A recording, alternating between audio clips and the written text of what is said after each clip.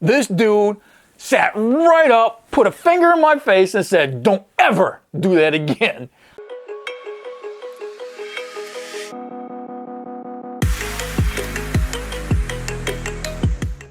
Thank you for watching Heroes Next Door. If you guys are liking what you see, please subscribe, check below. But I got another story for you. This one is back when I first started my EMS career as a paramedic. I was doing my internship down at Einstein. Actually, I'm going to tell you two different things on this one. I had an incident where our medical commander at Einstein was fantastic in treating the paramedic students. He would make sure that the paramedic student has first dibs on every patient that came through the door. And his theory on that was, if we can't do something about it, it's going to make their job much more difficult, or we wouldn't have a job if we can't do something about it pre-hospital. So he always gave us first shot. So it was a typical day. I'm, doing my rounds in the ER. I'm doing IVs. I'm doing EKGs. Going from room to room, doing my patient assessments as you should as a student, being very aggressive on getting those things done, getting them checked off for your national registry. I hear over the loudspeaker, Paramedic Borrello to room D, Paramedic Borrello to room D. I'm like, crap, I haven't been in there yet. What's going on?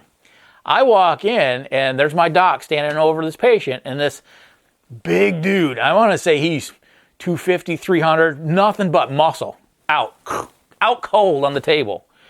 Go to shake him, nope, but he's got a pulse and he's breathing. So I quickly assess, and my doctor's like, yep, you know what it is. He was in a rapid SVT, and he had a change in mental status where he needed to be cardioverted.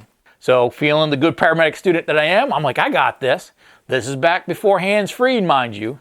So I turn around, I warm up my Life Pack 10, warm up the paddles. I set it, I think it was 100, maybe 150, because he was a big dude.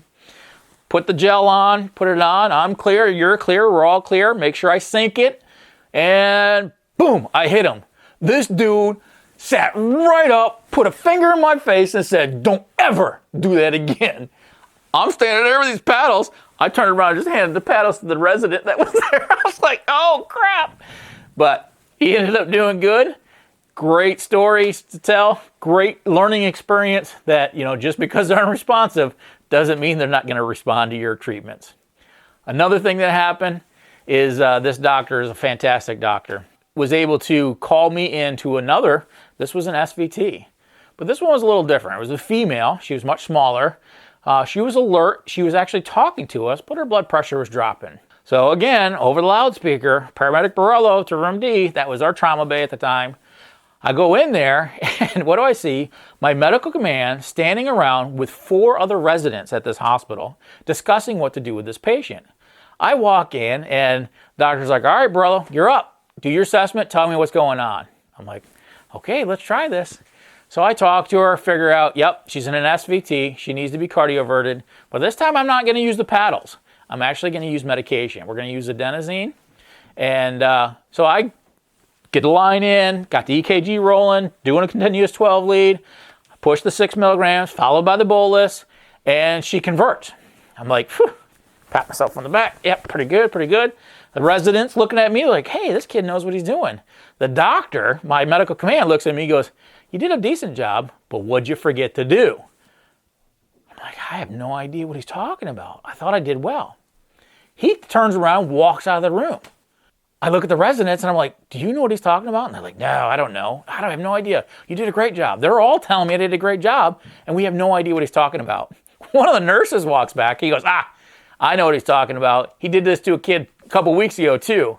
So the nurse pulls me aside. He says, look at the medications you need to ask before you give adenosine, because it's either going to prolong the asystolik response, or you're going to have to up the medication you're going to give. So I'm like, all right. So I go back to my medical command. I say, hey, I think I understand what's going on. He goes, good. He looks at his watch. He says, I leave at 5. He says, you got until then, and that's probably, I want to say about 2:30, 3 o'clock. Write me a paper, put it on my desk before you leave. Oh, okay.